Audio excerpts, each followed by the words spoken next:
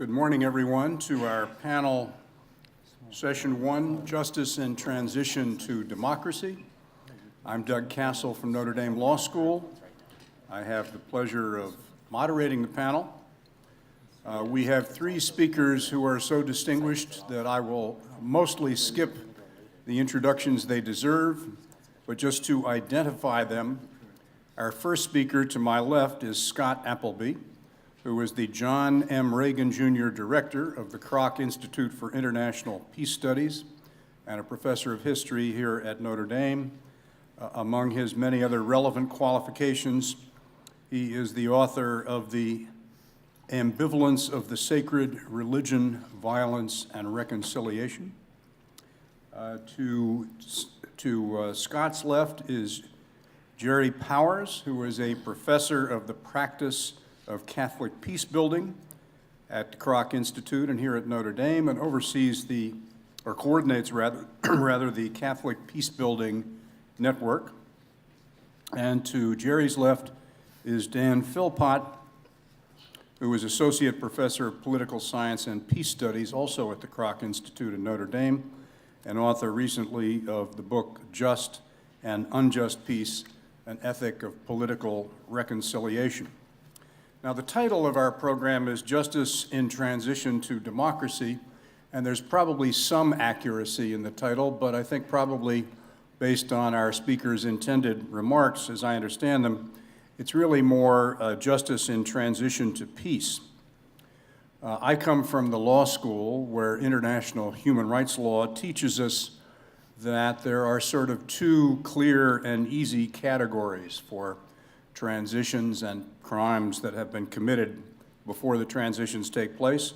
One category is gross violations of human rights in the past, which under international human rights law require measures of justice, truth, and reparations for the past violations, and where no amnesty is allowed for these gross violations of human rights. And the other category is everything else, including political crimes, sedition, overthrowing governments, and the like, for which there are no rules. Everything can be bargained in a peace negotiation. Now, reality, of course, is much more complex and challenging than this neat binary categorization from the law. And we'll hear something of three different aspects of that reality from our speakers. Scott Appleby will be speaking about the recent peace agreement in Mindanao in the Philippines. Then Jerry will speak about justice and war at the front end, and in particular the military intervention in Iraq, assessed in light of Catholic just war theory. And Dan will speak, as I understand it, more generally about topics of justice and reconciliation. They will each speak for 15 or 20 minutes, and then we'll have Q&A. There is one exception, however. Scott needs to run to catch a flight, needs to leave about 9:15. So Scott Appleby will speak first. We will take questions on his remarks before he leaves, and then we will go on to Jerry and Dan. So without further ado, Scott, the floor Thank you, is yours. Doug. And thanks to Carter Sneed and to the other organizers of this conference. We're particularly grateful for the inclusion of a panel on peace building, peace and justice, because of course what we do at the Kroc Institute runs up against questions of justice every day. My title, at least working title for this presentation, is Justice in the Context of Protracted Conflicts. So let me start with what I hope is a provocative statement, although I don't think it'll get too much resistance. Abstract arguments about justice and theories of justice which are not forged in the crucible of actual sustained experiences of injustice and brutal conflict are not only a waste of time, but an act of intellectual irresponsibility. Justice presented apart from its constituent elements is not justice. Justice that is not embedded in the context in which justice makes sense to people's real lives, what we might call webs of justice. And that would be the close cousins and affinities of justice in terms of nonviolence, tolerance, cooperation, a just peace, and the like, development, human rights, reconciliation. These are some of the conditions that have to be embedded in any settlement or move forward towards something we would call justice, or the term we use is a just peace.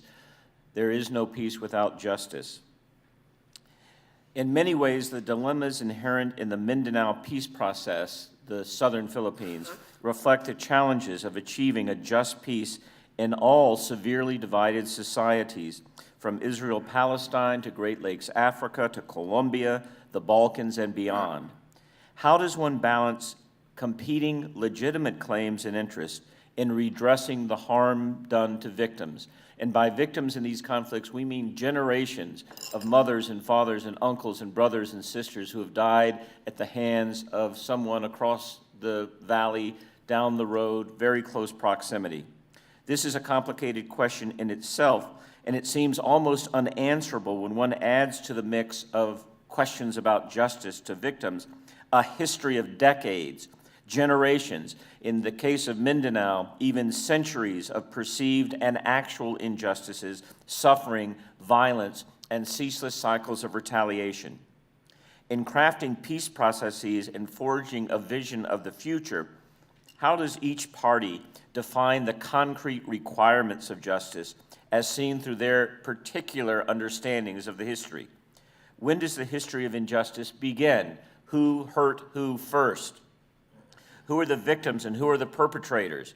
Justice to Muslims in Mindanao means exclusionary policies against Christian settlers, as they're still referred to, and preferential policies toward Muslims, while justice for the Christians means democratic rule and respecting their own property rights.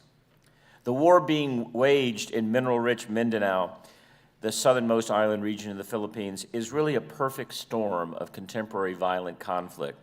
It's about land and resources, religion and clan, sovereignty, governance, and corruption in high and low places.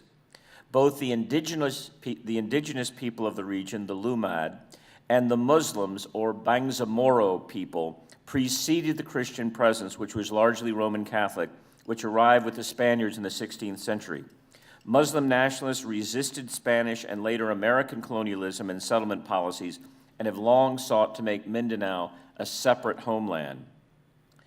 The problem originated in attempts by the Spanish to colonize the southern Moro Islands, the inhabitants of which had a centuries-old prior history of culture and a strong religious identity under the Sultanate of Sulu. In a letter dated 1566, King Philip II responded to Miguel Lopez in Manila about the disturbances caused by the Moro people. Concerning the Moro Islands and how these men are hindering and disturbing you, we give you permission to make the Moros slaves and to seize their property. According to Western historians, the resulting Moro insurgents against their occupiers lasted for some 300 years until the departure of the Spaniards, and then it was over. According to contemporary Muslim historians, the war continues to this day. The issue of how to redraw the map in Mindanao of sovereignty and create sub-governments and regions is exceedingly complex, given the multiple majority and minority groups within Mindanao and specific socioeconomic challenges, that is, how to share wealth between a region and the state. Here's the very brief background to this problem. In 1972, the Moro National Liberation Front was founded to set itself against the Philippine government and military. In 1776, the government and this MNLF rebel group negotiated what was called the Tripoli Agreement, which granted autonomy to 13 provinces in the southern region of Mindanao, where the majority of Muslims live. However, the Marcos regime reneged on the agreement. Hostilities broke out again at the end of 1977. The Muslim separatist movement was in disarray, and then there was the founding of a new movement that is the player today called the MILF, the Moro Islamic Liberation Front. It was more of an Islamic extremist related group. Not everyone in the MLF is an Islamic extremist, but it was much more influenced by the rising tide of Islamic fundamentalism in Southeast Asia. In 1989, the Congress of the Philippines passed and the new President Corazon Aquino signed Republic Act 6734, which created an autonomous region that had been promised. It's called ARM. I refer to it as the Autonomous Region of Muslim Mindanao, essentially carving up parts of the southern islands, small parts, and granting sovereignty to the Muslim, to the Moro people. However, there is incredible corruption in this region, and the first votes, only 4 of the 13 provinces joined. There was an initial peace accord at that point. As if this situation were not complicated enough, many regions of Mindanao, both Muslim majority and Christian majority, are governed by exceedingly violent and corrupt clans. Funds from Manila for development projects go to clan leaders who feather their own nest. The ARM, this region for Muslim Mindanao, these politicians have been particularly corrupt. That has not helped the majority of the Muslim people, that their leaders are corrupt and are not representing them well. You see examples of this elsewhere in the world, of course, when there's a long-standing conflict and a minority group will sometimes have leaders that rob the people of their own resources. 3 years after the 1996 accord, only 1 additional province and 1 additional city had joined this region because of the corruption. By the time of President Estrada's election in 1998, the threat was now coming from the MILF, and Estrada, in the year 2000, started a global war on terror because it was in his interest to perceive the MILF as part of the new Islamic international extremist movement and to kind of fit them into that box. This was a large-scale government military campaigns. Of course, the victims were innocent Moros and Christians. It ravaged Mindanao in the name of counterterrorism, causing casualties, destruction, and forced displacement on a massive scale. Estrada declared total war, and the military captured several MILF, Moro Islamic Liberation Front camps, including its main headquarters. At this point, in response to the global war on terror, the prophecy came true in part in that a rebel movement linked with al-Qaeda called the Abu Sayyaf began operating in the hills, coming to the rescue of the Muslim majority. From 2006 until mid-2008, there was a kind of a quiet period, and there was a peace process started, and there were diplomatic negotiations led to a memorandum of agreement on ancestral domain, which was designed to accommodate the Muslim, the Moro claims on lands that they argue had been taken by the colonizers. This agreement in mid-2008 seemed to be an answer, but then the Supreme Court of the Philippines, which is largely Catholic, struck it down because of interest in Manila that didn't want to turn over this land to the Bangsamoro people. This led to widespread violence and tension. Both sides remobilized their forces when this peace accord failed. Armed skirmishes were reported in mixed Muslim-Christian areas of central Mindanao, and the MILF terribly attacked Christian villages and killed many, many Catholics. When we first visited Mindanao with our Catholic Peace Building Network, for this purpose, it was in the aftermath of these campaigns and these murders and deaths, and the tension was sky high among Catholics who wanted peace and reconciliation, but frankly terrified. Meanwhile, there was an increase of kidnappings by the Abu Sayyaf and attacks on Philippine military. For Filipinos in Manila in the north, which is hundreds and hundreds of miles away, Mindanao is an unruly, dangerous place, analogous to the Wild West. They've been desensitized by and indifferent to the rampant and continuous warfare in Mindanao, yet the fighting has resulted in more than 120,000 deaths and hundreds of thousands of internally displaced persons, along with over $2 billion in damages to homes and businesses. There have been 3 peace agreements, attempted peace agreements during this period. They've all failed because of the difficulty of redistributing land. I won't go through the particulars of this. What's the reason for the failure of these accords? Well, we know the story from the election, ever-changing demographics. The Moro peoples exist as pockets in a largely Christian-dominated province in a majority non-Muslim nation. They have long-standing grievances, and their people have been killed, as have the Christians.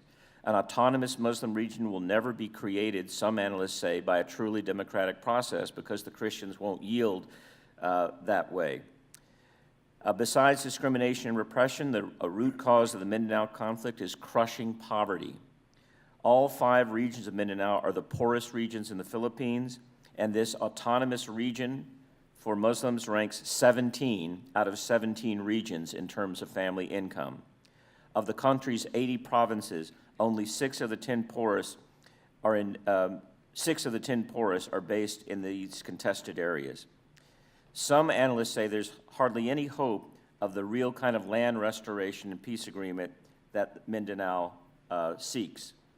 But there has been a framework agreement that has just been announced, as many of you know, that is an attempt to once again redistrict these regions, but it redraws the map again. Instead of calling it the Autonomous Region of Muslim Mindanao, it's now called the Bangsamoro Zone. But it doesn't really mention land restitution except very briefly, and in general terms, that means it needs to be worked out again and again. Restitution seeks to restore property to its former owners, generally based on documentation of rights to that property, and Muslims often lack a formal title to the land, while recent Christian settlers do have a legal title. Indigenous populations, the Lumad, often have the hardest time in land restoration because their rights were never legally documented. There have been attempts to do this. This most recent attempt, this framework agreement, it's big news, started on October 7th, and the parties agreed, at least in principle, that the status quo is unacceptable and that the Bangsamoro, this new autonomous political entity for Muslims, for Moros, shall be established to replace ARM, that previous autonomous region. If this were to be implemented successfully, the arrangement would entail a major remapping of Catholic and Muslim sovereignties over certain areas and cities. There are a number of challenges here. The framework agreement calls for a phased and gradual manner of, we study this at the Kroc Institute, why do peace accords fail? And this is a textbook case of why they fail. The framework agreement, for example, I could mention many provisions that are controversial and hard to implement, and many of the provisions of peace accords around the world are not implemented. That's why 46% of them fail within 5 years. This framework agreement calls for phased and gradual manner of transferring law enforcement from the armed forces of the Philippines to the police force that are Bangsamoro local people. This issue, along with decommissioning the former combatants currently puts beyond use, will be dealt with by the Commission to be formed as specified in the Accord. But the ethnic composition of a police force for the Bangsamoro peoples is a justice issue. The resulting police force, if dominated by this rebel group, the MILF, is likely to repress the other minorities who have a stake in policing that region and other ethnic groups. This is a big problem in bringing justice to these long-standing conflicts. How to ensure proportional representation of all the different identities and groups involved. This plagued places like Northern Ireland, Macedonia, and other places. While the agreement leaves here's another problem, resource sharing. The MILF and previous demanded exclusive rights to distribute resources or revenue. Exclusion of inhabitants from other regions and other religious and ethnic backgrounds will lead to an unjust peace. But here's the situation. The MILF has been fighting and dying for this accord, and now they want to take over. We see that pattern in Syria, around the world today. We're the ones who stood up and fought. We now want sovereignty. Let me conclude then. What can be said about reconciliation and justice in these concrete cases? Long, protracted conflicts like Mindanao. The literature on reconciliation, restorative justice in divided societies suggest one absolute minimum element and that is the restoration or the creation of proper relationships among all the constituents, among all the peoples. What Mindanao has hoped to achieve is what the scholars call negative peace. Let's stop killing one another. In order to have an approach toward reconciliation, justice, forgiveness, the big terms we aspire to, negative peace, of course, is not enough. It's a start, though. One doesn't try to reconcile with enemies while you're still killing one another, obviously. Reconciliation is the end of a long process of truth-telling, trust-building, forgiveness if that's possible, if the grace allows that to happen, accountability, reparation. Dan, as you'll hear in a few moments, has written the book on this process and the difficulties and challenges for it. But if you don't begin to build relationships in which people's memories and their understanding of what happened can at least be voiced, it will fail. I have a friend, David Steele, who was given a budget after the Bosnian War. The budget was about as much money as it takes for us to paint our various missiles. In other words, it wasn't very much. And his job was to usher in reconciliation in a part of Croatia after the Bosnian War. That's his 2-year grant from U.S. Institute of Peace. Work on reconciliation. He laughed. He thought, he wrote the grant proposal, thought, I'm going to work on reconciliation and justice. He got there and he said, I spent 2 years, all the time in the grant, simply convening people and listening to their stories of injustice, of their suffering, how complicated the memories were, how multi-perspectival they were, how compelling stories on different sides were. So the good news and the bad news is this: justice in the world of conflict in particular, but perhaps everywhere, of course, justice in this plane is perspectival.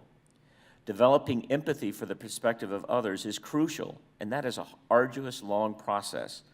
The rhetoric of absolutism, of sovereignty to my group is debilitating, and it's the pattern. So too, though, are our notions, when we're involved, our notions of freedom, democracy, autonomy, individual choice, which make perfect sense to us, in that context actually don't always ring true. One has to adjust culturally to move toward these concepts of justice, reconciliation, freedom, democracy, because there are so many different understandings anthropologically. What constitutes the community? Who is the human person? How do we organize society? There are implicit assumptions, and they're often implicit and embedded. We follow our colleague John Paul Lederach, who talks about an elicitive method of building a just peace. That is, eliciting from the culture its cues, its understandings, and so on. So here are some hints. How do you adopt the cultural and religious perspectives that will allow the parties to shift the frame, reimagining the present and the past on their own terms? There are some examples in the world of this. South Africa is a great one because the concept of Ubuntu, which Desmond Tutu used so effectively, really shifts the lens on what it means to speak of justice. If Ubuntu says, I am not one individual isolated from the community, I am one because I am part of the whole of humanity. We are embedded in one another's stories ontologically, ethically, and socially. Therefore, when they approach questions of the past, atrocity, reparation for victims, bringing justice, we're often scandalized by it. They won't prosecute certain individuals because their attitude, and I'm going quickly here, this requires more nuanced discussion, their attitude is, we're going to isolate this perpetrator and put him on trial and punish him when he's embedded in our community from the very beginning, and his perspectives and values were part of who we are as a human community. That doesn't make sense to us. Justice requires a communal process that is interactive, that is cooperative, and that recognizes the stitched togetherness, the intrinsic humanity of all of us in this society, in this community. Ubuntu. There are no culpable, isolated individuals. We're all culpable. When I did a mediation between, wasn't prepared to, between people acting out Israeli and Palestinian conflicts, I was trying to get them to agree on something. It was almost impossible. But what they did agree upon were two things. They begrudgingly agreed that they mourn for the death of children on all sides. And they agreed secondarily, this is about the Western Wall, did Muslims have the right to pray at their shrines? Did Jews have a right to pray at their shrines? And they agreed grudgingly on that. The point is, there are areas of overlap and cultural perspectives, even when you don't share an Ubuntu concept across divides, there are nonetheless values that can be identified to begin the basis of a long-term reconciliation process. The framework agreement concluded just on October 7th is a huge boost, at least promises to be or could be, to the overall peace process in Mindanao, but it will not work without the cooperation of Catholic and Muslim leaders. And they cannot act alone. They have to act in a web of partners like Catholic Relief Services, our little Catholic Peacebuilding Network, little, we think it's a big deal, but we don't want to overstate what we're doing in working with them, with a whole web, a kind of Ubuntu web of actors on the ground trying to provide resources materially, expertise politically, and peace-building, technical training. All this is necessary to begin to create a platform, and we've been working with the bishops in Mindanao and with other players in Mindanao to begin to establish trust so that this peace process may have a chance to work. With such trust-building efforts, will they help secure the agreement, and will they urge the politicians, who, by the way, are largely Catholic in a Catholic-majority nation, can the bishops and the other leaders of the church articulate a sense of justice that crosses these divides and reaches down to commonly held beliefs that are culturally specific, and encourage, pressure, demand that politicians work to implement it? Stay tuned. But be assured that if this new tentative step forward falters, it will be because the religious, and in part, because religious and cultural leaders and presences have not been given the capacity or do not have the will, whatever the case may be, to work to build these platforms in which the term like justice or a just peace or reconciliation has concrete resonance with people and they see a path forward. As for now, constant prayer is in order. Thank you. Thank you very much, Scott. Now, before Scott makes like O.J. Simpson and sprints to the airport, the floor is open for any questions you may have. I would have preferred another analogy than O.J. Simpson, but everyone has their own concept of justice. Scott, thank you for that wonderful presentation. It's really important to make concrete the abstract issues that we, especially in the rich and troubling human context that you're bringing up. Could you say something about, are there in principle threads of overlapping agreement between the Muslims and the Christians in the Philippines, or the Catholics in the Philippines, that we can draw upon? I mean, your example about the Israelis and Palestinians was a very useful and instructive. Are there similar threads that one could draw on in this particular conflict? I appreciate the opportunity to smuggle in a paragraph that I had to cut, but that partly addresses this. But let me put a very human face on it. The answer is yes, but you have to work hard to find those common threads. And to personify this, let me tell you about Bishop Colin Bangaforo, who visited us in the Kroc Institute last spring for a couple months and really enriched us. And we've learned so much from him, but he's responding also to these partnerships. Bishop Colin is, Jerry will give his own view of Bishop Colin because he knows him too, so does Dan. But my impression of Bishop Colin, among the 18 Mindanao bishops, he was the tough guy. He had been part of a Catholic Christian militia. He kind of the chaplain to that militia. He was not a fighter, but had been kind of, is that right? A chaplain to, earlier in his life, a more enclavish, militant, and baptized that with his own faith. And he has been one of the most obdurate critics of the Moro people, the Muslim people. But he's also a man of prayer and faith and openness. And when he walks in the room, the other bishops kind of glance over, what's he going to do? He's been working on trying to understand the Moro peoples, even though he has deep, deep resentment and fear, I think it's fair to say, and he's seen his people killed. But as he's worked through that issue of why are so many of why the big issue for the Catholics is we cannot trust the Muslims. They will publicly come with us and hold the ordinary people here. We're not talking about the rebel groups. Of course, the rebel groups are embedded in the ordinary people. They're their sons, right, and nephews and so forth. So the rebel groups are embedded in the society, but a lot of the society, including the mothers, want to try to restore some sense of order. So they will make common cause with the Catholics publicly, something like civil society, not quite the robust way we would understand it. And then the Catholics say, then they'll betray us. When the extremists come, when the rebels come, they don't know us. They reinforce this. And Bishop Cullen has come to understand through interaction with people, through dialogue, that those people are caught in the crossfire, literally. It's not that they're insincere or they don't want peace, it's that their lives are in danger, literally, when they want to make concessions around questions of land, around questions of sovereignty.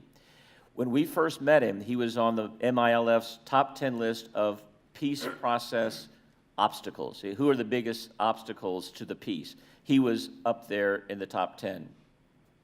As he went through a process of identifying points of contact with the community around their own fears, their worries about violence, their economic needs, he came out and said at one point, and also one of the bridges was faith. The fact that he understood that the Muslims, by and large, were people who practice Islam with great diligence and respect and responsibility. He comes out after we were there the first time and gives a press conference saying, I wish the Catholics in Mindanao were as good Catholics as the Muslims are good Muslims. He was taken off the top 10 list. He might have been put on the top 10 list of his former Catholic militia group, but he was taken off the top 10 list because people said, what has happened to him? He's one of our opponents.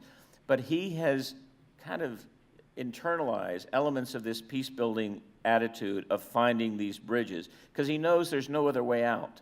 There is no other, you can try the constant warfare, but in these kind of conflicts, the repressed group, or the minority, let's put it that way, are going to find resources to continue the fight, and people are going to continue to die, and I think he's aware of that. So, long answer, but there's a person, a bishop, who is one of our heroes, frankly, because he's helping move these other bishops forward who also are caught in a difficult position because they're people. Final thing I'll say, in one of our first, I was the Bob Schreier of CTU, and I was supposed to talk to them about Catholic social teaching on war and peace, and I had John Paul II in 1979, right after he became Pope. He's in Ireland saying, violence is never the way forward. No violence is acceptable. Christ never used violence. I get down on my knees. I actually got down on my knees to read that. It was a little dramatic. But there's a room full of Catholics who have been, some kidnapped. One of the priests puts a gun on the altar when he says Mass in case they're hostage taking. The bishop stood up and said, we're struggling with this. Can we not defend ourselves? So it's a process of resourcing the tradition itself, trying to find resources to build bridges, and you find that when you go into this kind of Ubuntu mode, not that that would resonate in Mindanao, that you begin to see the other person in their own struggles. So I could say more, but that's enough for one answer. Hey, time for one more question before Scott leaves. Hearing none, Scott, thank you very much for a very informative presentation. I apologize to my colleagues for leaving, but I know what they're going to say. Okay, Jerry, now you can say what really happened. So what is it like to work with Scott Appleby? Thank you for having me. The title of my talk is From Just War to Just Peace. Nations in transition are trying to move from violent conflict to a negative peace, the absence of war, and ultimately to a sustainable, positive, or just peace. And the just war tradition is one of the first and most well-developed examples of Christian efforts to address that central justice issue, which is the limit case of justice in war or violent conflict. More recently, much more attention is being given to the development of a theology and ethic of just peace. The Catholic Peacebuilding Network, which Scott mentioned, is a consortium of 21 Catholic universities, bishops' conferences, development agencies like Catholic Relief Services, and independent Catholic institutions that work on peace, that's headquartered at the Kroc Institute. And we've been deeply involved in this project to try to further develop a theology and ethic of peace building. This book, creatively titled Peace Building, it represents that effort. Our thesis is that this effort to contribute to the further development of a theology and ethics of just peace, we hope will begin to match the sophistication of the effort over many centuries to develop Catholic thinking on ethics of war and peace. Unfortunately, the just war tradition and these more recent efforts to develop a just peace tradition too often take place in parallel universes. The just war tradition is often treated by ethicists as well as by policymakers on the relatively rare occasions when they feel moved to invoke the just war tradition as a self-contained, standalone ethic. And that approach ignores or underestimates the wider social ethic without which the just war tradition cannot be properly understood. If not grounded in a wider social ethic, the just war tradition becomes little more than a convenient checklist for both proponents and opponents of particular wars to rationalize their positions. Similarly, those working on a just peace ethic too often consider the just war tradition as incompatible, anachronistic, and morally obtuse. Many are convinced that the Catholic Church can become an effective peace builder and advocate for just peace only when it takes a page out of the Quaker hymnal, discards the just war tradition, and embraces pacifism as a starting point. I would like to make a very different argument.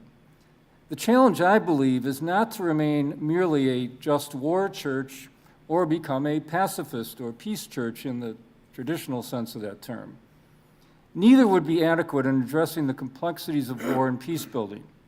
Instead, in the short time I have, I wanted to sketch how the just war and just peace ethics are inherently complementary approaches that incorporate and depend upon each other. Both are necessary in order to address adequately countries transitioning out of violent conflict.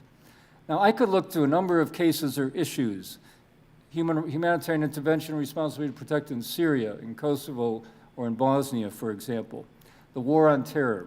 But let me focus on an issue, and I think this is, unlike Scott, he focused on an issue you might not know much about. I'm going to focus on an issue you already know, the Iraq case, precisely because you already know it.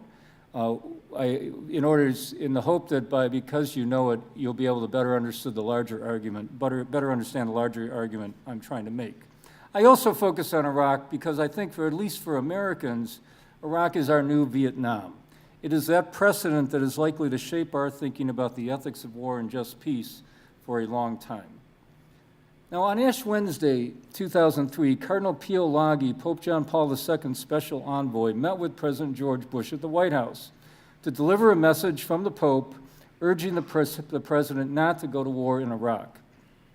The Pope's letter repeated what had become his common refrain in the months leading up to the war: war is not the answer. The answer, according to the Pope, was negotiation and dialogue. In his press statement delivered at the National Press Club after the meeting, Cardinal Laghi explained that Iraq should be handled within the framework of the United Nations and that military intervention would be illegal and unjust. He decried the grave consequences of going to war in Iraq, the suffering of the people of Iraq, a further instability in the region, and a new gulf between Islam and Christianity.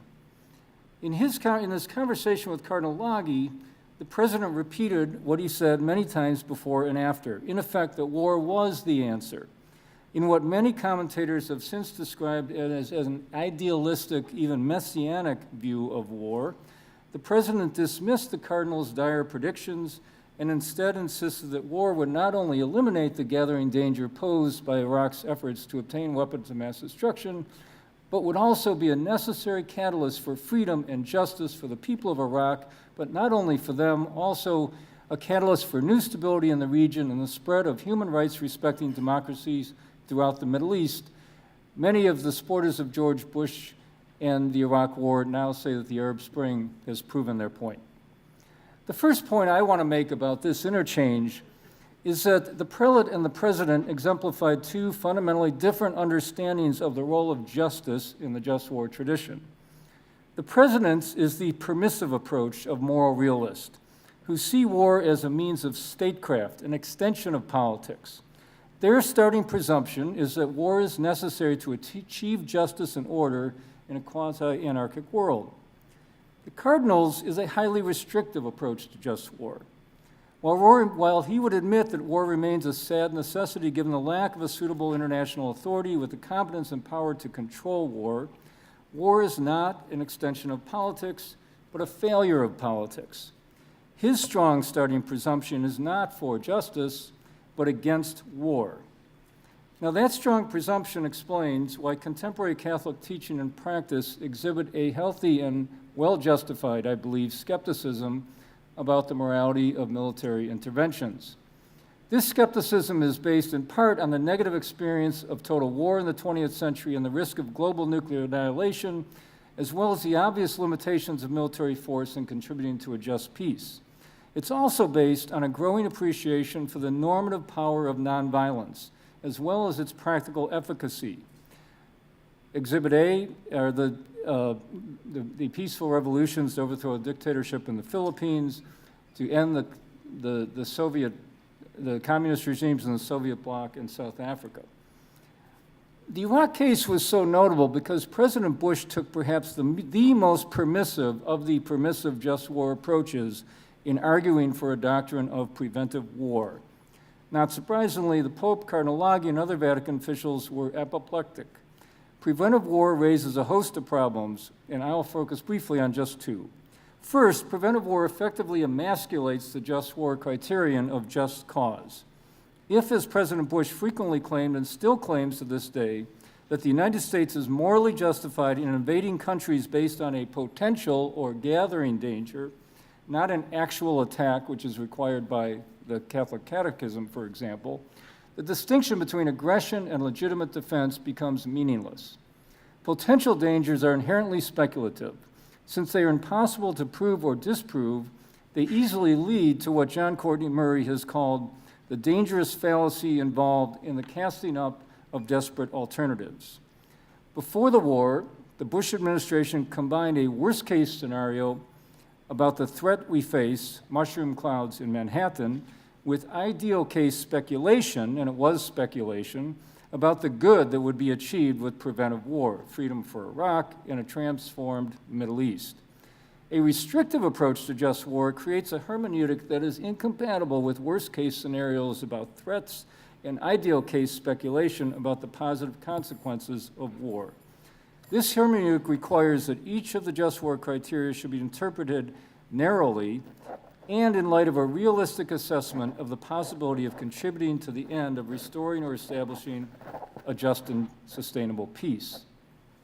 A second major problem with preventive war is that it goes outside the just war criteria, and that is that preventive war is radically at odds with the larger Catholic project of strengthening international norms and institutions.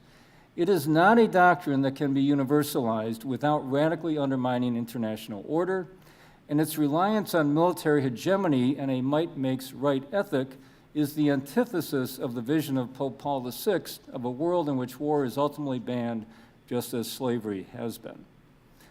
The second point I want to make about the conversation between the Cardinal and President Bush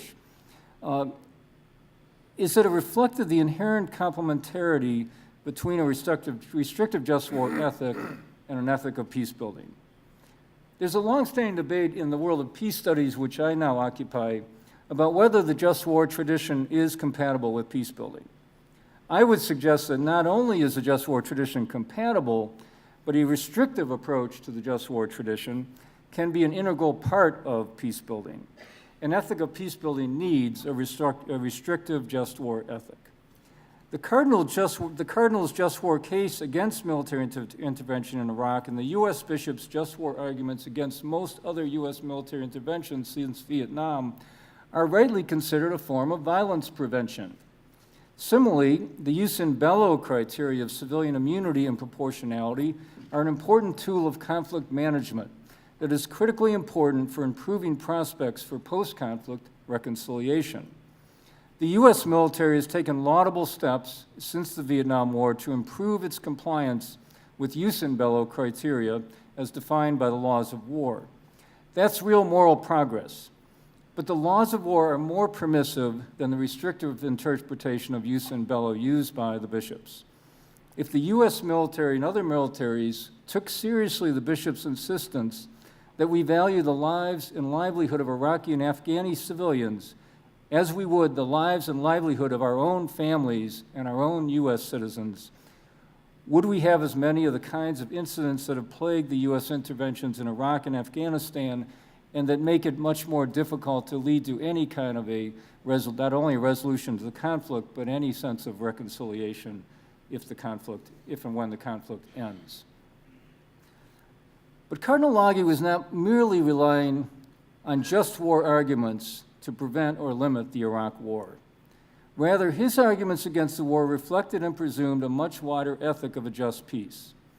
His appeal to the power of dialogue, even when dealing with one of the world's worst dictators, the importance of upholding and strengthening international law, the need to defer to the UN on Iraq, each of those reflects a broader cosmopolitan ethic of a just peace, without which his just war arguments are incomprehensible.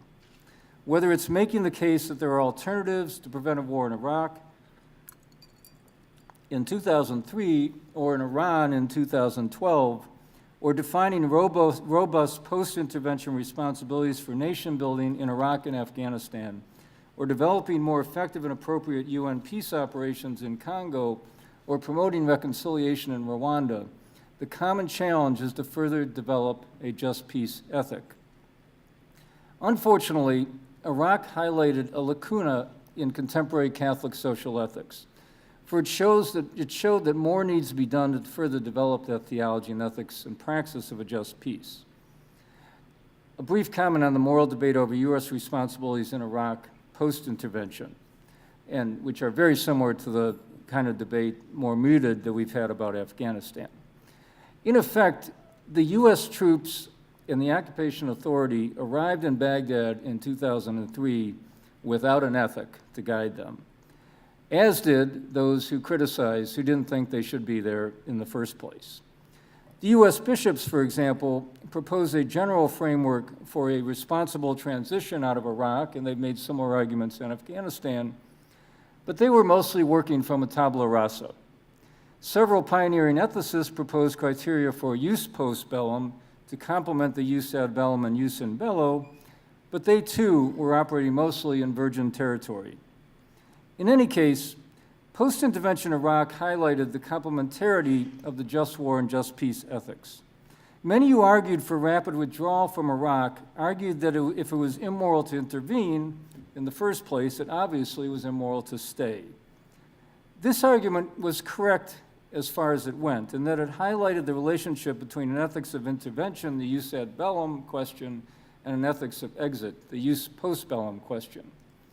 The failure to gain the necessary Iraqi international support for U.S.-led rebuilding in Iraq was complicated by the fact that many considered the original intervention to have been illegal and immoral, not least because it was not approved by the UN Security Council.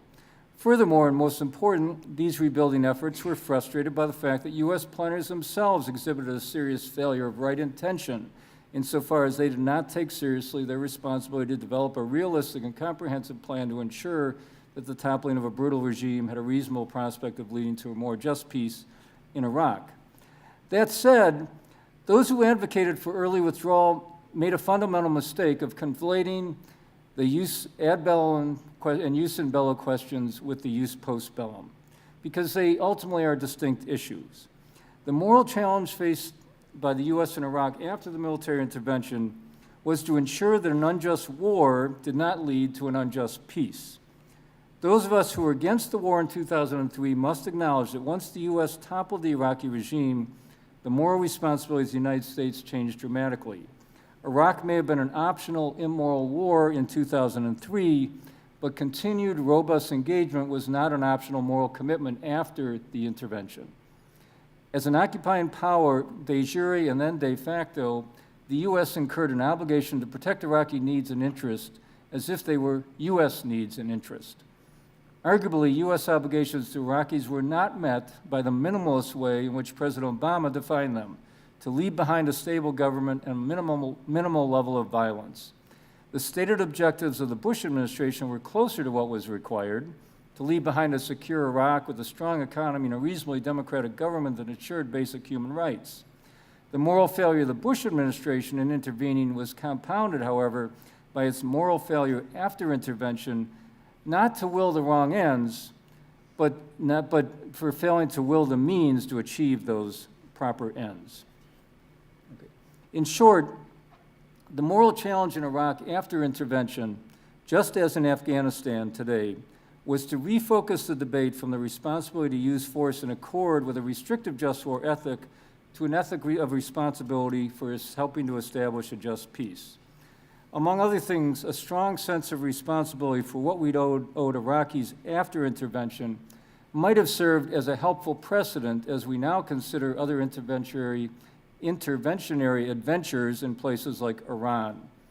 After all, in an age of global terrorism, an unstable Middle East and South Asia, and the proliferation of weapons of mass destruction, preventive wars will remain all too tempting and all too easy for the world's only superpower if it is not required to bear the burden in justice of what it has wrought. A third point I'd like to make, but will not elaborate on due to time, is that an ethic of just peace must include more than a sterile focus on justice. The just war tradition is a theory of justice that was developed in response to Jesus' command that we love our neighbors. So it's rooted ultimately in the love command.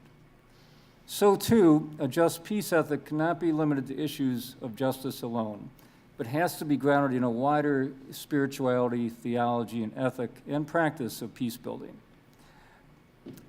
For example, we do a lot of work with Colombia, and there's a new peace process beginning to move forward there, and the Catholic bishops are very much involved in that process, and we've been working closely with them in preparation for that. When they wake up in the morning, they're not thinking about which hospital board meeting to go to or which confirmation they've got in the evening. Lots of times, they wake up and look across their diocese and they see Marxist guerrillas, right-wing paramilitaries, a often human rights abusing Colombian military, or no government at all, and they're trying to figure out how they get through the day or the week without all of those, all of whom practically were baptized Catholics, without all of those attacking each other and bringing a lot of further death and destruction to their diocese. So for them, they end up playing a mediating role many times in these conflicts. They don't call it a mediating role, they call it a role of facilitation or accompaniment role. But they end up playing a very important role in promoting peace, not because they refer to some sort of just war ethic or even a just peace ethic, but because they appeal to people's understanding of the Eucharist, for example, or they appeal to their common understanding of their Catholic faith in much broader terms, and they appeal to things like the need for developing a culture of peace. Again, a culture of peace is not about the just war or a just peace in the narrow sense. It's about dealing with those relationships and those attitudes and overcoming the hatreds and violence that Scott was talking about. Jerry, on that eloquent note, could we perhaps Stop there, thanks. save the rest for later? Thanks. Dan? All right, thank you. I'd like to take you to northern Uganda in East Africa, a place that has been convulsed by war for over 20 years, beginning in the 1980s.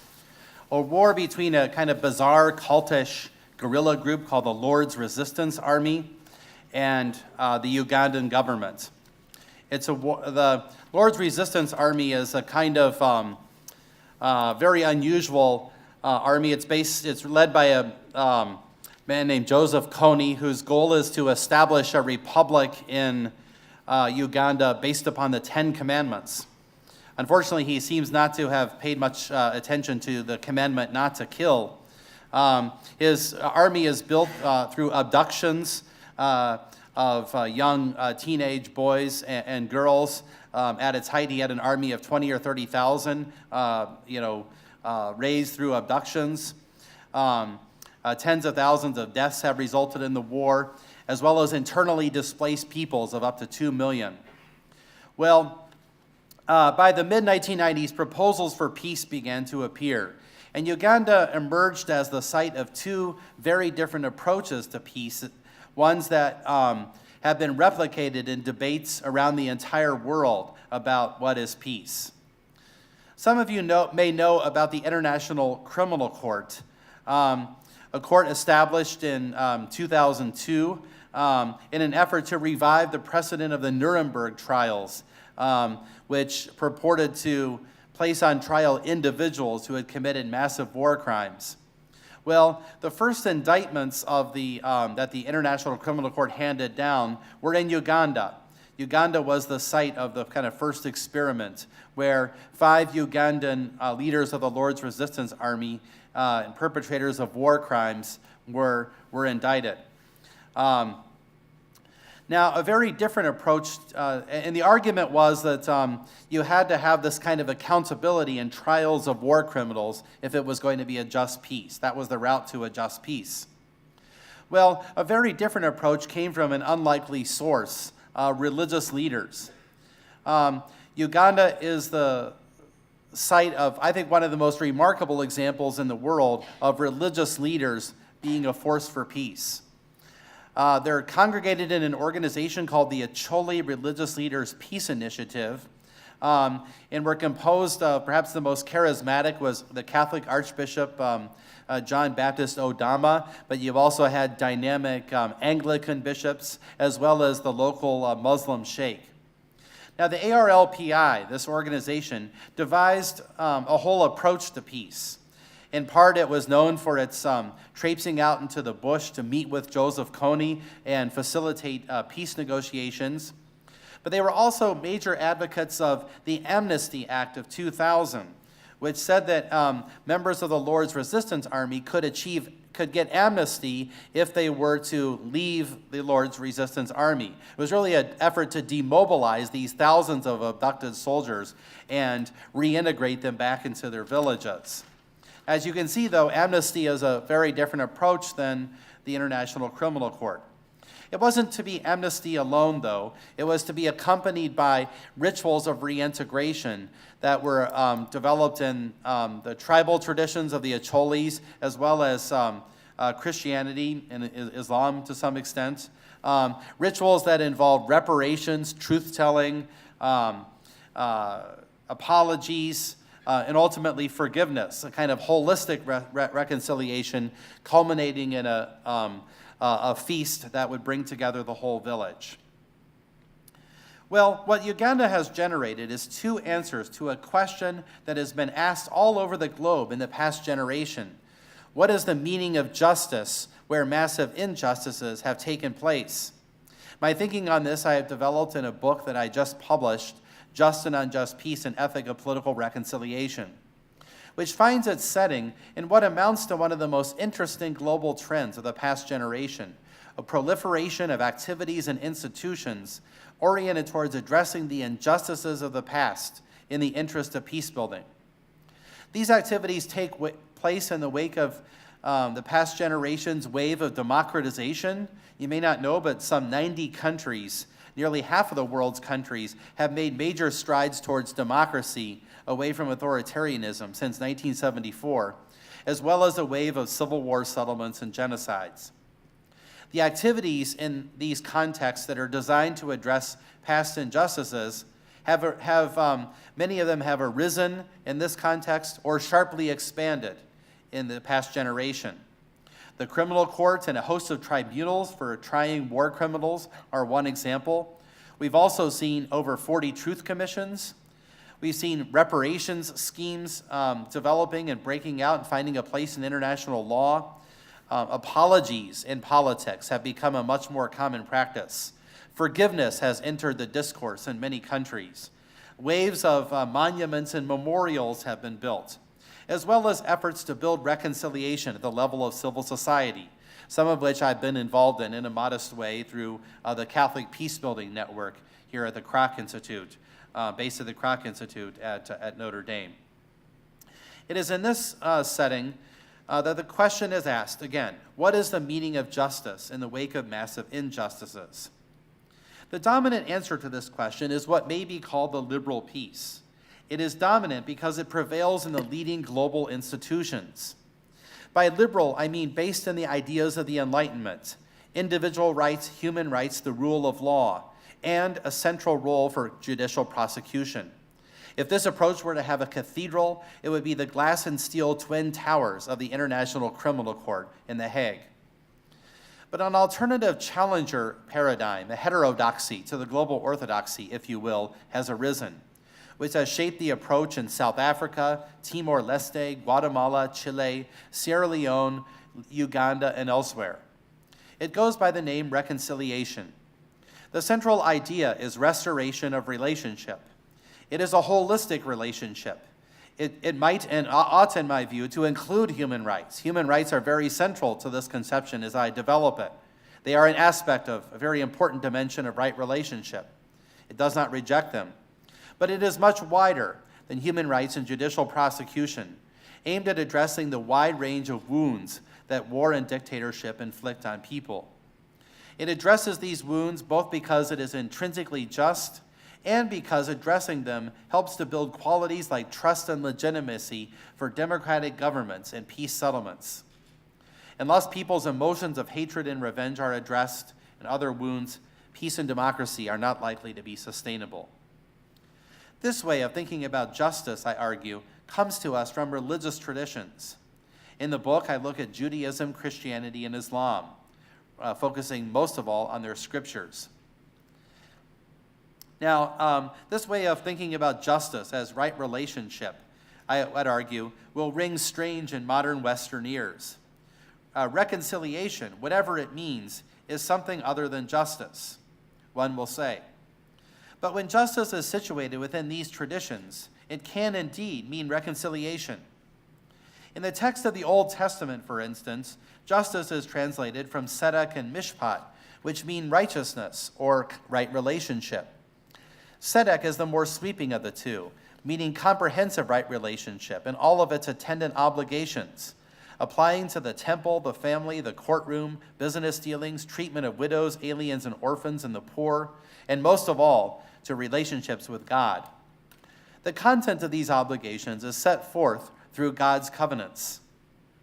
In the New Testament, justice is denoted by several Greek words, beginning with the dik stem, which also carry the notion of righteousness. Dikaiosune, for instance, brings forth tzedek into Greek. Now, justice understood as right relationship can either be a state of affairs, what are one's obligations, existing now, or a process of restoration after right relationship has been broken. Crucially for my argument, reconciliation, particularly as reconciliation appears in the New Testament, also denotes right relationship, both in the sense of a process of restoring right relationship and in the sense of a state of right relationship, that is, being reconciled. Reconciliation, then, as you can see, is none other than the justice of right relationship, understood as a state or a process of restoration. Now, I am particularly concerned with political reconciliation, which I take to be a subset of comprehensive reconciliation, the subset that pertains to the proper and limited role and function of the political order. In political reconciliation, the state or condition of being reconciled is a Rechtsstaat, a political community governed by human rights, the rule of law, adherence to international law, possibly other dimensions of justice, and certain virtues that attend these values. This condition is little different from the justice of the liberal peace. Where political reconciliation is more distinctive is with respect to the process of restoration, valence of justice. It envisions not only a process through which institutions guaranteeing human rights and the rule of law are built or rebuilt, but also an array of practices that address a wide range of wounds that political justices inflict, wounds that extend far wider than the violation of human rights alone. Indeed, political reconciliation is enacted through 6 practices that address the range of wounds that political injustices inflict, and each in their own way seek to bring about the restoration of persons and relationships. Briefly, they are, first, the building of socially just institutions based on human rights, the rule of law, and a modicum of economic justice. Second, acknowledgement. This is the work of truth commissions, over 40 of which have appeared in the last generation, although it could also happen through monuments, memorials, and community forums where truth-telling takes place. When victims are acknowledged, they receive recognition that overcomes their state of social isolation. Third, reparations, a financial transfer to those who have suffered harm from violence and other great injustices. In part, reparations do what acknowledgement does. They express recognition, but they also contain a material dimension that helps to alleviate people's loss. Fourth, restorative punishment, forms of accountability that serve to integrate people and communities.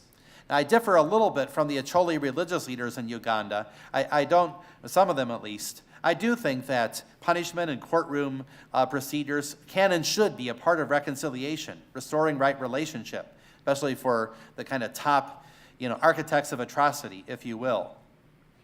Now, in debates around the world, punishment is often posed against reconciliation, just as retribution is posed against forgiveness. But punishment, I argue, can be justified on restorative terms as defeating the standing victory of injustice by which a perpetrator's injustice continues to enjoy legitimacy. And when justified restoratively, it can be made compatible with reconciliation rather than being seen at odds with it. I think it best brings about the kind of restoration of relationships in a kind of holistic context of reconciliation when it is accomplished through community forums, like the Gacaca courts in Rwanda, although they're not without their problems, or community forums in East Timor that bring together victims, perpetrators, and members of the community.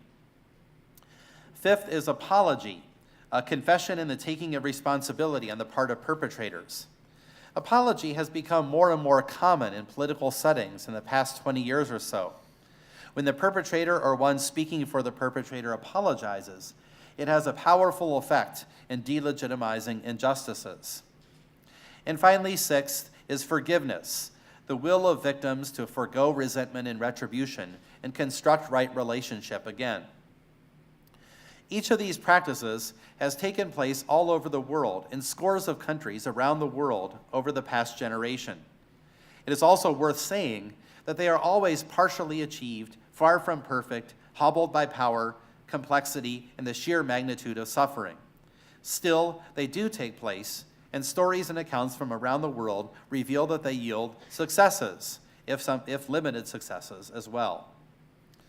The most controversial of the practices, and the one that perhaps most challenges the liberal peace, is forgiveness. It is the only practice that is not based on rights. No perpetrator has a right to be forgiven by a victim. It is rather based on the goodwill of the victim, and as many would say in a religious tradition, the grace of God. It has a dramatic, surprising quality, one that interrupts what is expected in terms of desert and entitlements. Forgiveness is criticized for reburdening victims, among many other criticisms. But I think this criticism can be answered, or at least we can go some way towards answering it, if we see forgiveness as part of the constructive justice of reconciliation. The way in which forgiveness can be constructive is illustrated for me in the story of a Ugandan woman named Angelina Atyam, who I've come to know in my own travels in Uganda. Angelina's daughter, Charlotte, was abducted from a Catholic girls' school along with 130 or so other girls in a famous abduction that took place in 1996 on the part of the Lord's Resistance Army. Soon after that, almost all of the girls were released, but about 10 or 20 of them remained in captivity, including her daughter, Charlotte, who in fact remained in captivity for 7 years. During this time, Angelina and other parents of abducted girls would gather regularly in the cathedral in Lira, the city in which they lived, to pray for the release of the girls. Yet they found prayer very difficult because of their anger. One day when they were praying the Our Father, or the Lord's Prayer, they came to the passage, "Forgive us our trespasses as we," and they could go no further. Angelina then realized that she was being called to forgive. She then became an advocate and a kind of apostle of forgiveness, encouraging others to forgive, even going to the mother of the soldier who held her daughter and forgiving her and her clan and her tribe for the abduction. Now, Angelina and the other mothers continued to work vigorously for the release of the daughters, and indeed began to attract international attention for their efforts. At this point, Joseph Kony approached her and said, because he was worried about the publicity, he said, "I'll agree to release your daughter if you stop your international advocacy." She refused and said, "I will only stop the advocacy if you release all of the daughters." foregoing the opportunity even to have her own daughter released. Well, eventually her daughter was released and she was reunited with her. But Angelina Atnyam has continued to be an advocate of forgiveness. But I think what her story shows is that her forgiveness was no mere yielding relinquishment. It was a constructive act that sought to build justice and right relationship in her community. Today in Uganda, tens of thousands of people who were abducted into the LRA or lived in camps for displaced people are now reintegrated into their communities. I was widely told that there still is no peace. Land disputes continue, for instance. Numerous scores continue not to be settled, that people want to settle from the conflict. But most were convinced that the solution is practices of reconciliation that can restore relationships. Today, the ICC has neither tried nor convicted any of the people it has indicted. Some believe that it has even prolonged the war, although this is debatable. And again, I should say, I'm not an advocate of not having the ICC. I wish it the best because I think that judicial accountability is an important part of the formula. So far, though, the justice of reconciliation has contributed much more to peace in Uganda. And I leave you with this. We might also, as an invitation, think about what the justice of reconciliation might mean in terms of some of the injustices and hotly contested issues in our own society. How might our social relationships change if we were to see justice not so much in terms of competing rights and claims and deserved punishment, but in terms of right relationship? Thank you. Thank you very much, Dan and Jerry. Well, this is not only, at least from my point of view, an intellectually stimulating panel, but a morally restoring panel. These are some of the most important values and ideals that humanity can have that have informed the last two presentations as well as Scott's. So the floor is now open for questions. Technically, our time has just ended, but I see we have 30 minutes for a recess, and I'm going to decree that we will have less than a 30-minute recess. So please go ahead. I'll try not to take up 30 minutes. I have a question for Dr. Powers, actually. I was wondering if you could elaborate on the relationship between the just peace process on the one hand and citizens' preferences on the other. I'm thinking, for instance, of cases in which an intervening state, after having achieved its military objectives, begins to reorder the political and economic institutions. However, what if the majority of local citizens do not desire as an expansive state-building process as the occupier desires? In that instance, what is the responsibility of the occupying state in deferring to the majoritarian process of the locals? And if the responsibility to defer is very low, doesn't the just peace process sometimes have a tendency towards imperialism? Right. Yeah, that's a terrific question, because that is the criticism. My argument is this is just the white man's burden kind of warmed over. I think consent of the local population is a critical criterion for an ethics of exit from Afghanistan or Iraq. One of the problems is figuring out what the population thinks. How do you, that's I guess the democratic question is how do you ascertain the assent or consent of a population? But if you figure out how to do that in a way that makes sense, then I think essentially the local population has veto power over an intervening, an occupying power, whether de jure or de facto, that has this more robust sense of its moral responsibilities to create a just peace in that society, which its military intervention, has had such a major impact on.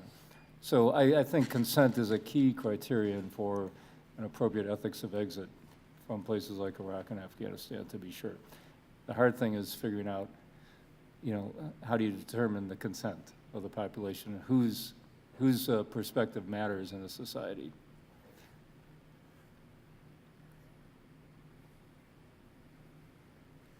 Hi. Thank you both for your awesome presentations. I have a question for Professor Philpott. I was wondering if you could comment on the gender dynamic of the difference between liberal peace and reconciliation, because traditionally reconciliation is seen as a more like feminine or softer way to approach conflict resolution.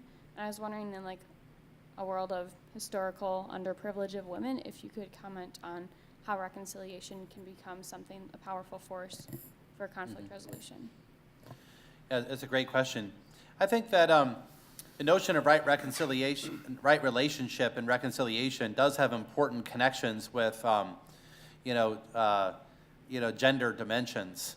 I mean, one of the things I didn't say in my talk, but I make a case in the book that the animating virtue of restoration of right relationship is mercy. Well, in the Old Testament, the word for mercy is rachamin, which comes from has a very feminine connotation. It's the care of a mother for the baby in her womb.